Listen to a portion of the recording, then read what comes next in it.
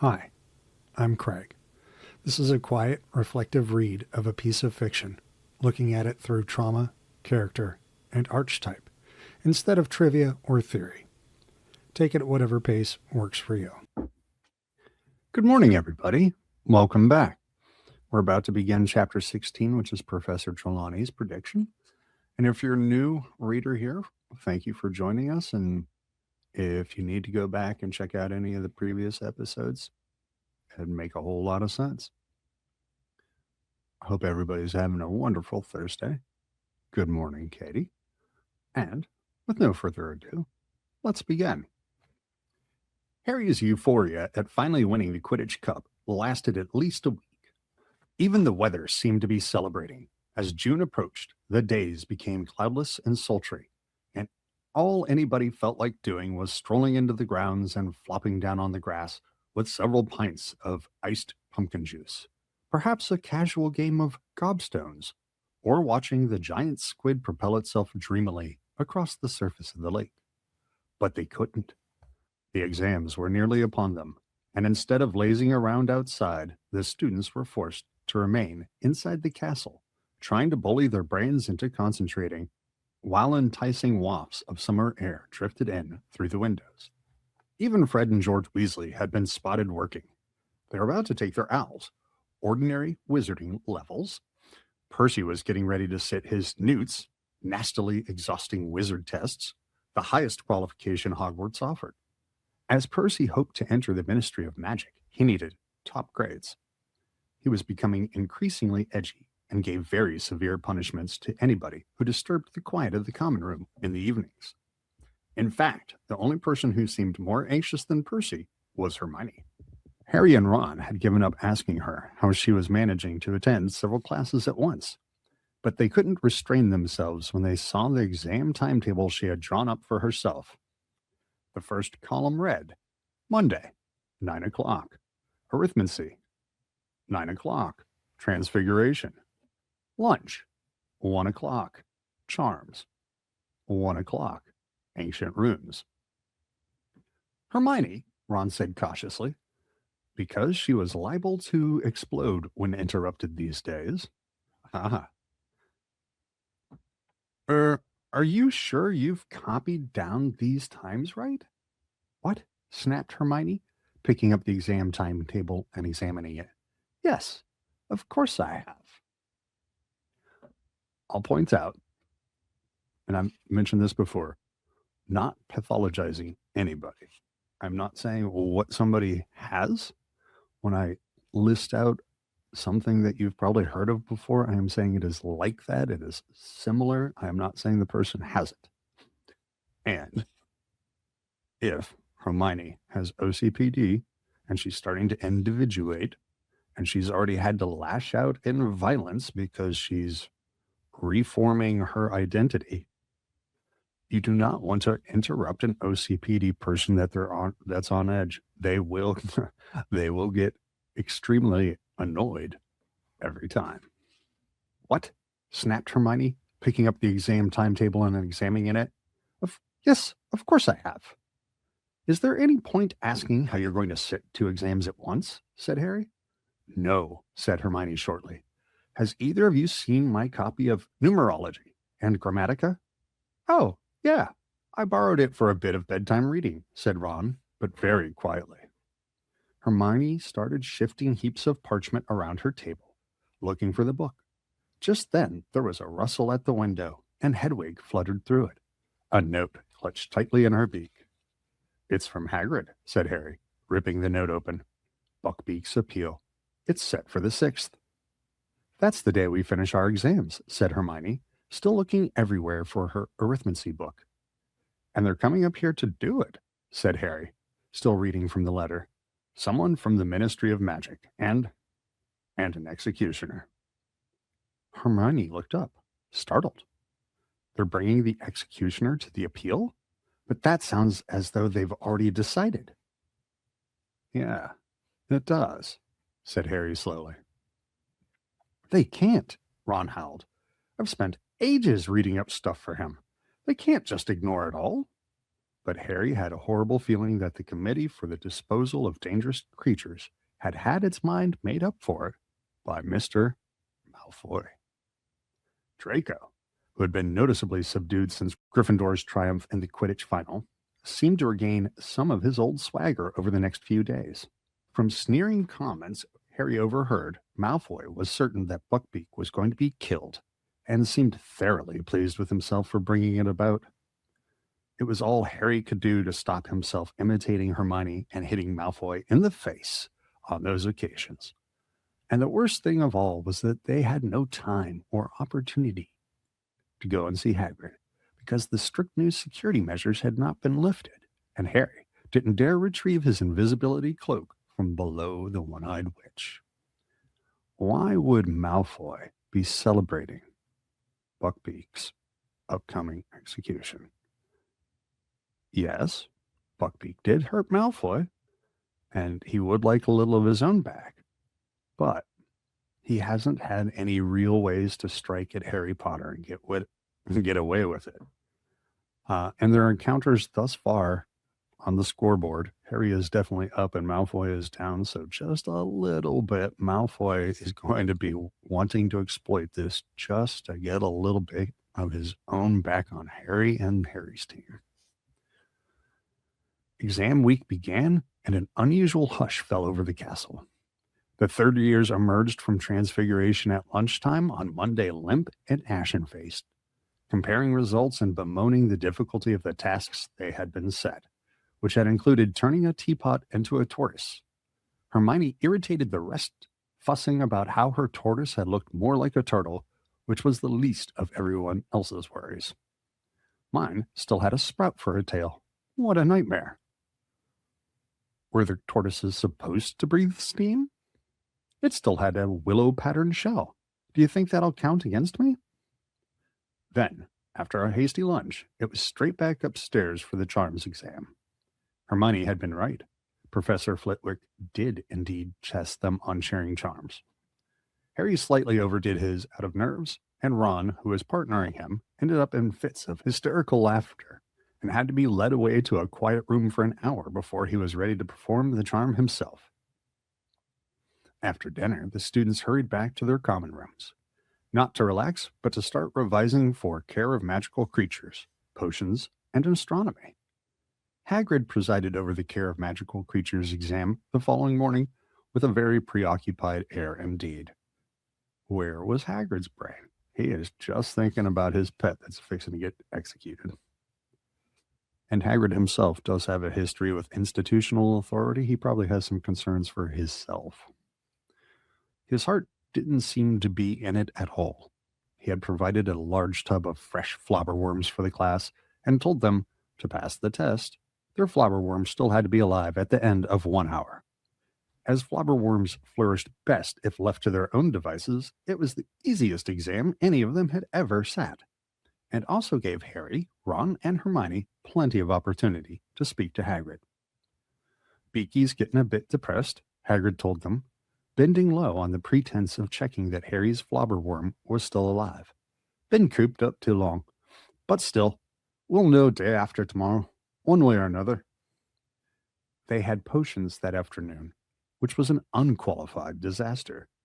Try as Harry might, he couldn't get his confusing concoction to thicken, and Snape, standing watching with an air of vindictive pleasure, scribbled something that looked suspiciously like a 0 onto his notes before moving away.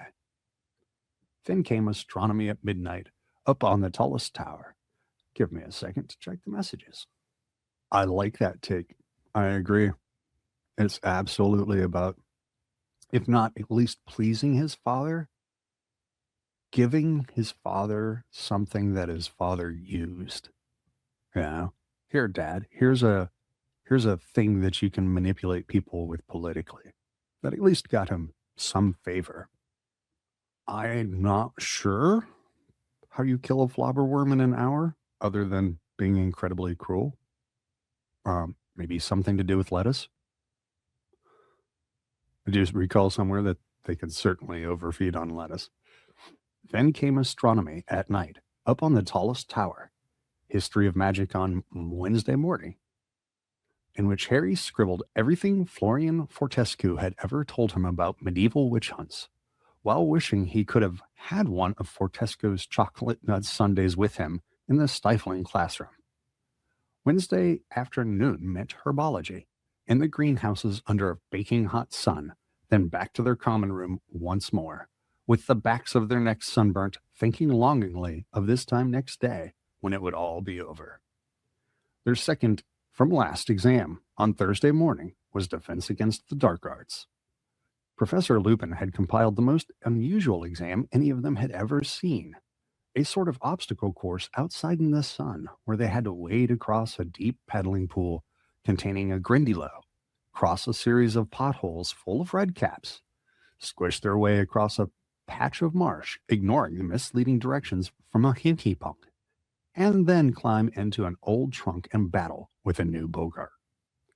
Excellent, Harry, Lupin muttered, as Harry climbed out of the trunk, grinning. Full marks. Flushed with his success, Harry hung around to watch Ron and Hermione. Ron did very well until he reached the hinky punk, which successfully confused him into sinking waist-high into the quagmire. Hermione did everything perfectly until she reached the trunk with the Bogart in it. After about a minute inside it, she burst out again, screaming. Hermione, said Lupin, startled. What's the matter? Professor McGonagall, Hermione gasped, pointing into the trunk. She said I failed everything. It took a little while to calm Hermione down. When at last she had regained a grip on herself, she, Harry, and Ron went back to the castle. Ron was still slightly inclined to laugh at Hermione's Bogart, but an argument was averted by the sight that met them on the top of the stairs. I, personally, am in the last week of grad school, and when I end this live, I'll be taking my final exam for my final class. So I understand the fear of waking up to find that you've failed everything. Well, it's not pleasant. All right, time to get Fudgy up in here. Let me get coffee before we go. Cornelius Fudge, sweating slightly in his pinstriped cloak, was standing there, staring out at the grounds. He stared at the sight of Harry. Hello there, Harry, he said. Just had an exam, I expect? Nearly finished? Yes, said Harry. Hermione and Ron, not being on speaking terms with the Minister of Magic, hovered away in the background. Lovely day, said Fudge, casting an eye over the lake. Pity. He sighed deeply and looked down at Harry. I'm here on an unpleasant mission, Harry. The Committee for the Disposal of Dangerous Animals requires a witness to the execution of a mad hippogriff. As I needed to visit Hogwarts to check on the black situation, I was asked to step in. Does that mean the appeal's already happened? Ron interrupted, stepping forwards. No, it's scheduled for this afternoon, said Fudge, looking curiously at Ron. Then you might not have to witness an execution at all, said Ron stoutly. The hippogriff might get off. Before Fudge could answer, two wizards came through the castle doors behind them. One was so ancient he appeared to be withering before their very eyes. The other was tall and strapping, with a thin black mustache. Harry gathered that they were representatives of the Committee for the Disposal of Dangerous Animals, because the very old wizard squinted towards Hagrid's cabin and said, in a feeble voice, Dear, I'm getting too old for this. 2:00, isn't it, Fudge? The black-mustached man was fingering something in his belt. Harry looked and saw he was running one broad thumb along the blade of a shining axe. Ron opened his mouth to say something, but Hermione nudged him hard in the ribs and jerked her head towards the entrance hall. Why'd you stop me? Said Ron angrily as they entered the great hall for lunch. Did you see them? They've even got the axe ready. This isn't justice. Ron, your dad works for the ministry. You can't go saying things like that to his boss, said Hermione. If it was a safe and healthy system, she could. But she, too, looked very upset. As long as Hagrid keeps his head this time and argues his case properly, they can't possibly execute Buckbeak. But Harry could tell Hermione didn't really believe what she was saying. After all around them, people were talking excitedly as they ate their lunch, happily anticipating the end of exams that afternoon. But Harry, Ron, and Hermione, lost in worry about Hagrid and Buckbeak, didn't join in. Harry and Ron's last exam was divination. Hermione's Muggle studies. They walked up the marble staircase together. Hermione left them on the first floor, and Harry and Ron proceeded all the way up to the seventh, where many of their class were sitting on the spiral staircase to Professor Trelawney's classroom, trying to cram in a bit of last-minute revision. "She's seeing us all separately," Neville informed them as they went to sit down next to him. He had his copy of Unfogging the Future open on his lap. "Thanks, Katie. I don't think I'm going to need a whole lot of luck, though. I feel like I'm well studied in the topic." "She's seeing us all separately," Neville informed them as they went to sit down next to him. He had his copy of Unfogging the Future open on his lap at the pages devoted to crystal gazing. "Have either of you ever seen anything in a crystal ball?" he asked them unhappily. "Nope," said Ron in an offhand voice. He kept checking his watch. Harry knew he was counting down the time until Buckbeak's appeal started. The queue of people outside the classroom shortened very slowly. As each person climbed back down the silver ladder, the rest of the class hissed. What did she ask? Was it okay? But they all refused to say. "She says the crystal balls told her that if I tell you, I'll have a horrible accident," squeaked Neville as he clambered back down the ladder towards Harry and Ron, who had now reached the landing. "That's convenient," snorted Ron. "You know, I'm starting to think Hermione was right about her." He jabbed his thumb towards the trapdoor overhead. "She's a right old fraud." "Yeah," said Harry, looking at his own watch. It was now 2:00. "Wish she'd hurry up." Pavarti came back down the ladder, glowing with pride. "Anyone have any ideas about the Patils and Trelawney? What the connection there might be?" "She says I've got all the markings of a true seer," she informed Harry and Ron. "I saw loads of stuff." "Well, good luck." She hurried off toward the spiral staircase towards Lavender. "Ronald Weasley," said the familiar misty voice from over their heads. Ron grimaced at Harry and climbed the silver ladder out of sight. Harry was now the only person left to be tested. He settled himself on the floor with his back against the wall, listening to a fly buzzing in the sunny window, his mind across the grounds with Hagrid. Because, of course, Harry is always left alone at some point. Finally, after about 20 minutes, Ron's large feet appeared on the ladder. "How'd it go?" Harry asked him, standing up. "Rubbish," said Ron. "Couldn't see a thing, so I made some stuff up. Don't think she was convinced, though." "Meet you in the common room," Harry muttered as Professor Trelawney's voice called, "Harry Potter?" The tower room was hotter than ever before, so still uncomfortable. The curtains were closed, the fire was alight, and the usual sickly scent, uncomfortable, made Harry cough as he stumbled through the clutter of chairs and tables to where Professor Trelawney was sitting for him before a large crystal ball. "Good day, my dear," she said softly. "If you would kindly gaze into the orb, take your time now, then tell me what you see within it."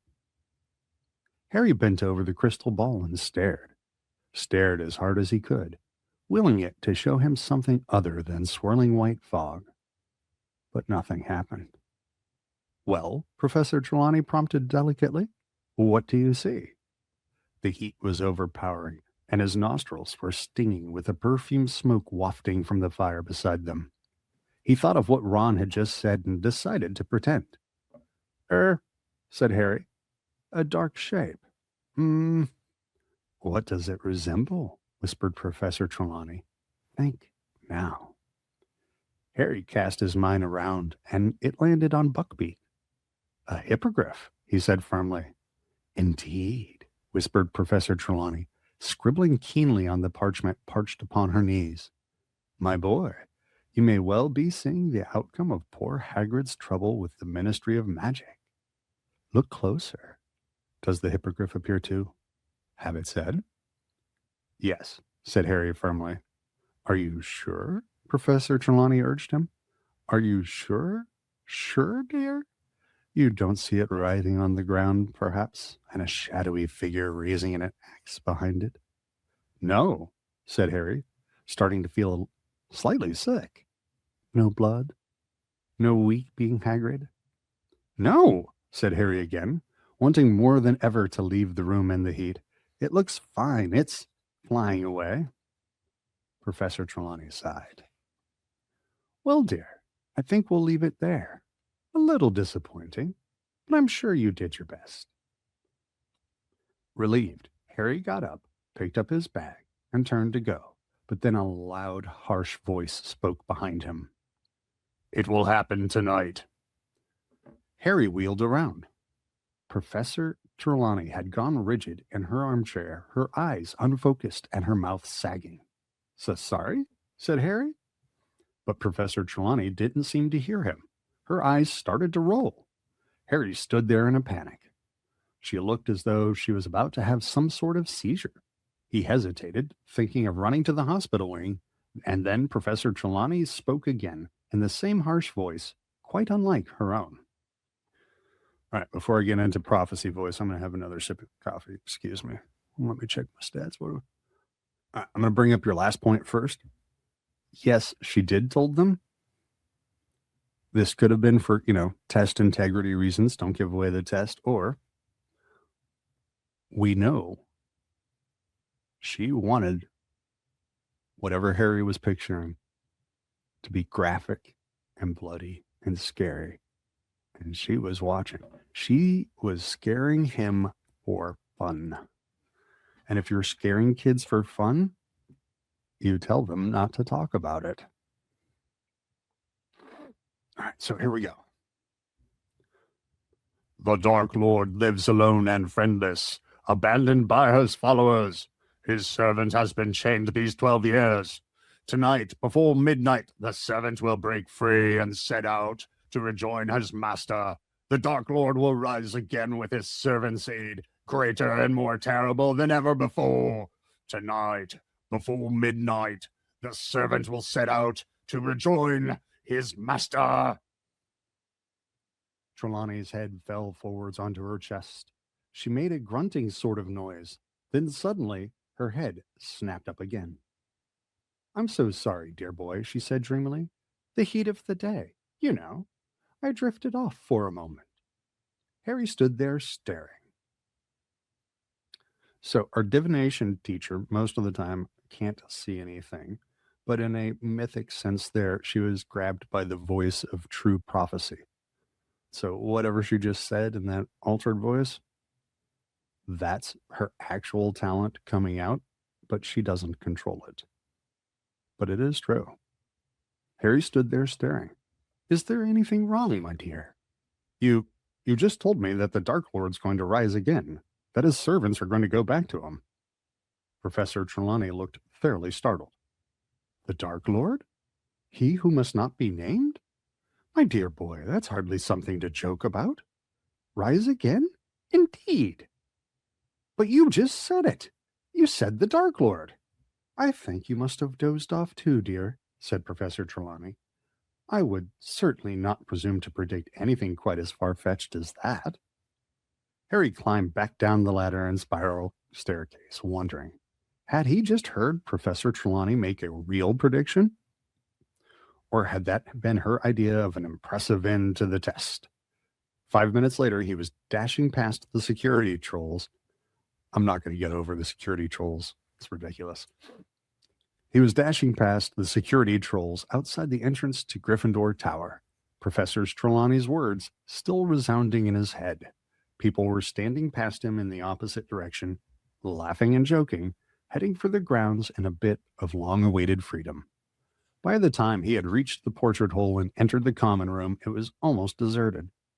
Over in a corner, however, sat Ron and Hermione. Professor Trelawney, Harry panted, just told me. But he stopped abruptly at the sight of their faces. Buckbeak lost, said Ron weakly. Harry's just sent this. Harry's note was dry this time. No tears had splattered it. yet his hand seemed to have shaken so much as he wrote that it was hardly legible. Lost appeal. They're going to execute at sunset. Nothing you can do? Don't come down. I don't want you to see it. Hagrid. We've got to go, said Harry at once. He can't just sit there on his own waiting for the executioner. Sunset, though, said Ron, who was staring out the window in a glazed sort of way. We'd never be allowed. Specifically you, Harry. Harry sank his head into his hands, thinking. If we only had the invisibility cloak. Where is it? Said Hermione. Harry told her about leaving it in the passageway under the one-eyed witch. If Snape sees me anywhere near there again, I'm in serious trouble, he finished. That's true, said Hermione, getting to her feet. If he sees you. How do you open the witch's hump again? You tap it and say Descendium, said Harry, but Hermione didn't wait for the rest of his sentence.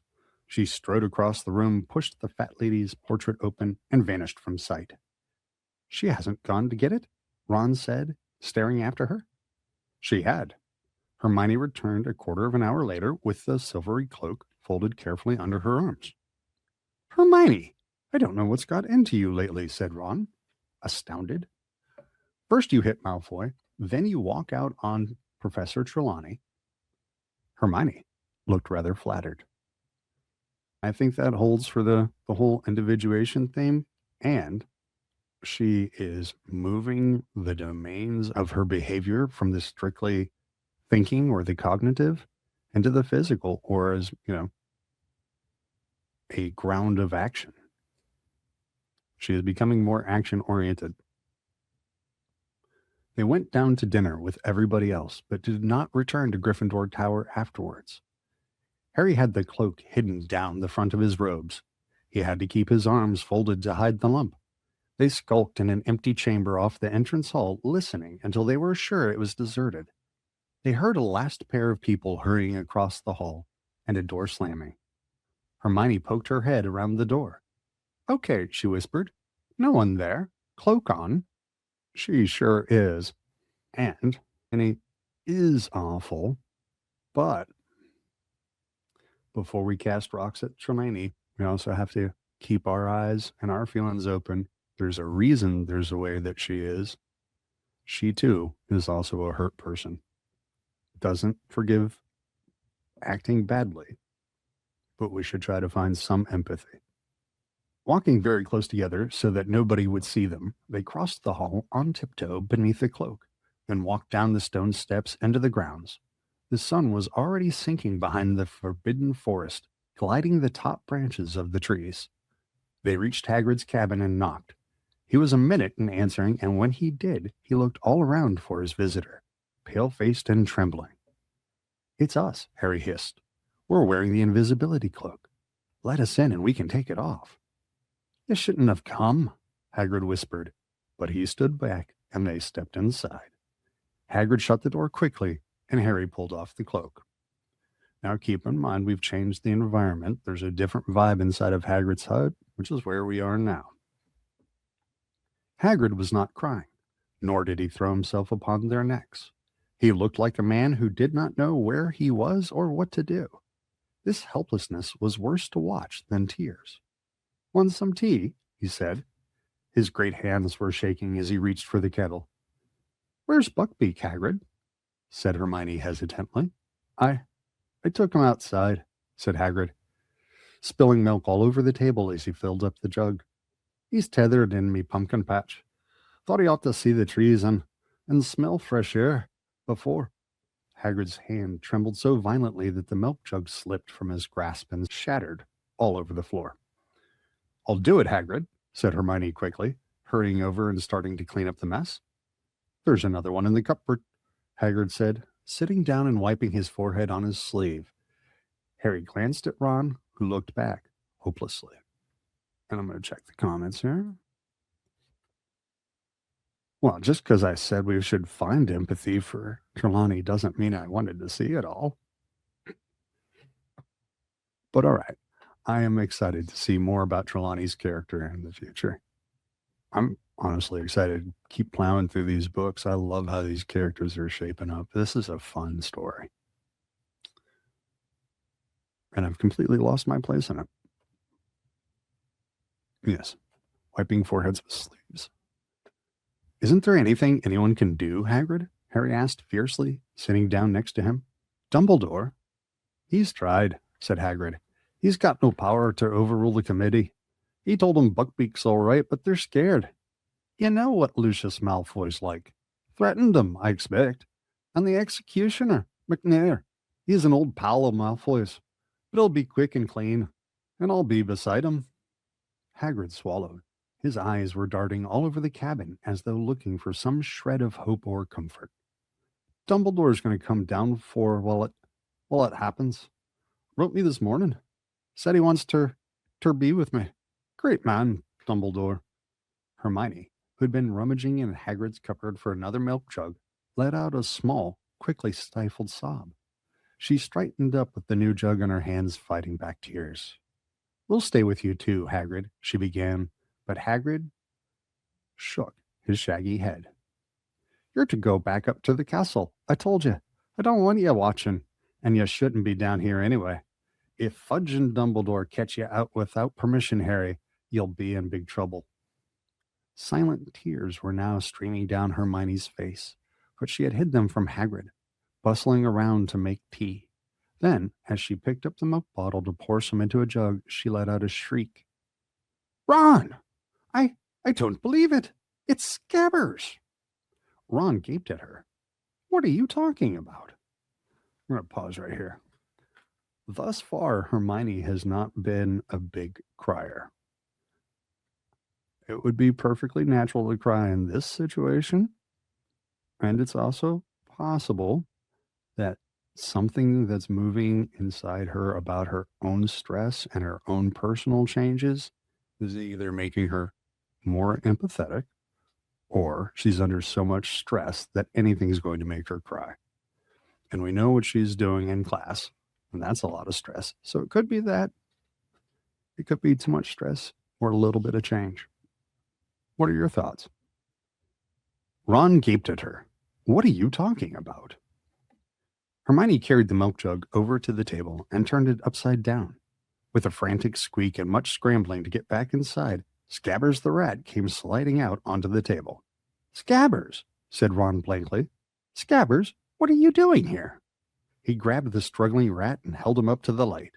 Scabbers looked dreadful. He was thinner than ever.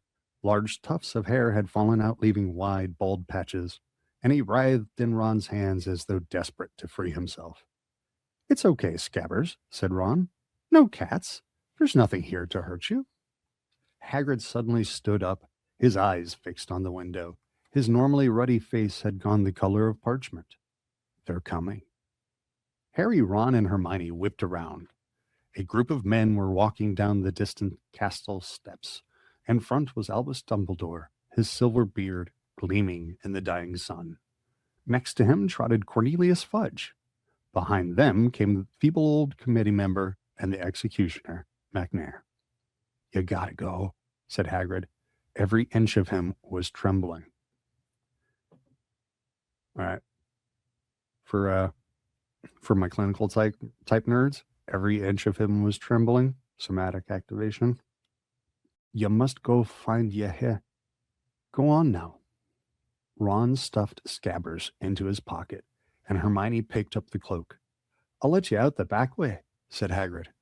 They followed him to the door into his back garden. Harry felt strangely unreal, and even more so when he saw Buckbeak a few yards away, tethered to a tree behind Hagrid's pumpkin patch. Buckbeak seemed to know something was happening. He turned his sharp head from side to side and pawed the ground nervously. It's okay, Beaky, said Hagrid softly. It's okay. He turned to Harry, Ron, and Hermione. Go on, he said. Get going. But they didn't move. Hagrid, we can't. We'll tell them what really happened. They can't kill him. Go, said Hagrid fiercely. It's bad enough without you lot in trouble and all. They had no choice. As Hermione threw the cloak over Harry and Ron, they heard voices at the front of the cabin. Hagrid looked at the place where they had just vanished from sight. Go quickly, he hoarsed. Don't listen. and he strode back into his cabin as someone knocked at the front door.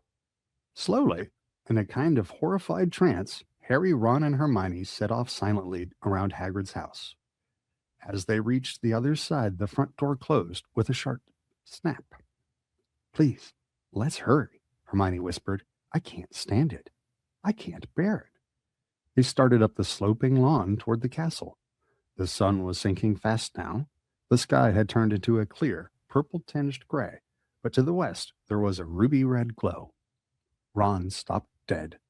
"Oh, please, Ron," Hermione began. "It's Scabbers. He won't stay put." Ron was bent over trying to keep Scabbers in his pocket, but the rat was going berserk, squeaking madly, twisting and flailing, trying to sink his teeth into Ron's hand. "Scabbers, it's me, you idiot. It's Ron," Ron hissed. They heard a door open behind them, and men's voices. "Oh, Ron, please let's move. They're going to do it," Hermione breathed. "Okay, Scabbers, stay put." They walked forwards. Harry, like Hermione, was trying not to listen to the rumble of voices behind them. Ron stopped again. "I can't hold him. Scabbers, shut up. Everyone will hear us." The rat was squealing wildly, but not loudly enough to cover up the sounds drifting from Hagrid's garden. There was a jumble of indistinct male voices, a silence, and then, without warning, the unmistakable swish and thud of an axe. Hermione swayed on the spot. "They did it," she whispered to Harry. I don't believe it. They did it." And thus, readers, ends chapter 16.